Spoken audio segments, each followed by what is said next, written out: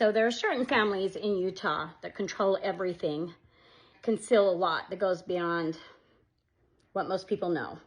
There's a hidden system that runs everything in the background, light and dark.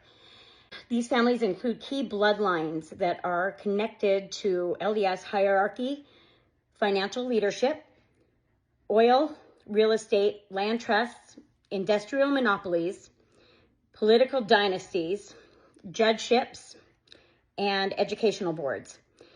They hold elite philanthropic fronts used for laundering, trafficking, and control. Some of these are desert management.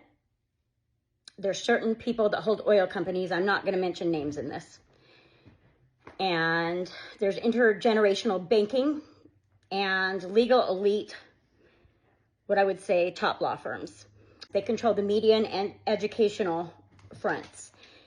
How did they gain power? Through the LDS Church, embedded in early leadership of the church. And they are tied to Brigham Young and Joseph Smith's bloodlines as well.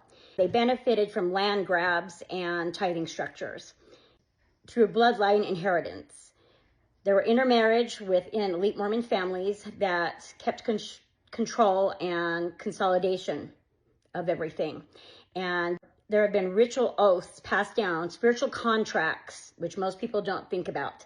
There is so much that goes on in the spirit here is unbelievable. These contracts have been maintained over generations. They are tied to the Leviathan system. That is what the church is tied to.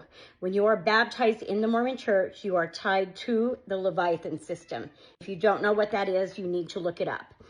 Through control of land and resources is how they've kept on top. Through oil, land, mineral, and tourism industries, they use businesses as fronts to build empires and hide deeper operations, and through rituals and the priesthood systems.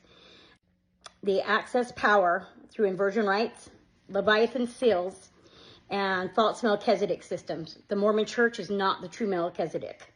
It is not the rightful priesthood. You are born with the Melchizedek priesthood. It is only in certain lines that you have it. And they do not hold it. They are a mimic of the Melchizedek priesthood. They maintain energetic dominance through spiritual manipulation. How have they hidden everything? Through religion, morality, and community service, used through the church to shield and sword, sealed records, adoption files, family court data, abuse reports that are sealed and buried, journaling of bloodline logs, like through Ancestry, and early LDS documents that have been hidden. Victims are spiritually and psychologically bound to silence. There are very few people that are brave enough to come out. And that's why there's all this generational trauma that is programmed to block memory and voice.